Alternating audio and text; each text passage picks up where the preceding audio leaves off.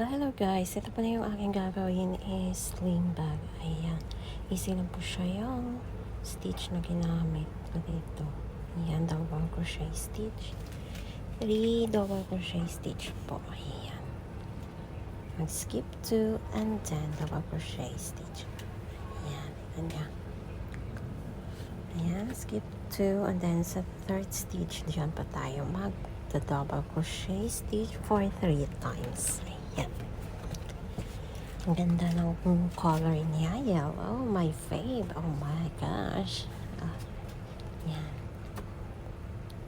So, ito naman muna yung aking ginawa kasi gusto ko na din siyang matapos. So, ayan.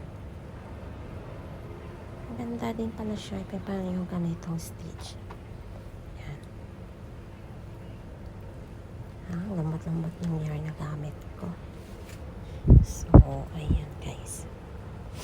Para naman, ayan.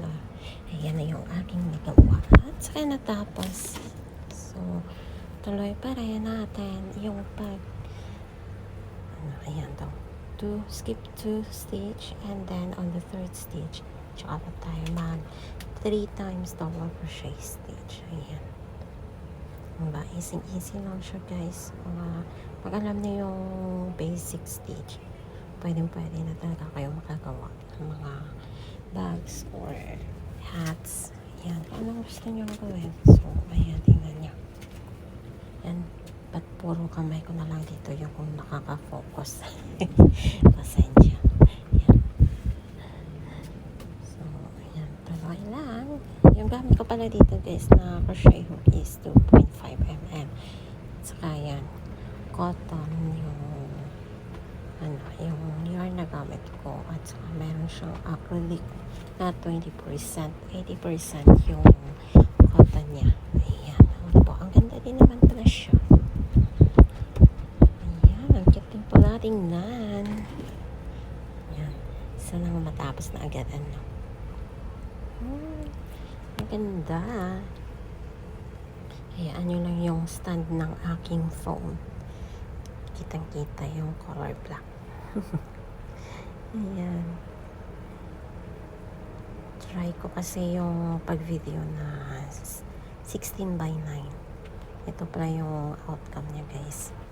Kasi lagi kong ginagamit is 9 by 16 sa pag-video.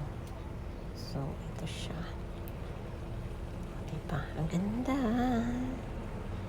Yan, sana makagawa na naman ako ng bago na naman na design. Ayan. Pag maraming time, so marami din magagawa. Pero pag konti na yung time, ayan, matagal din siyang matapos.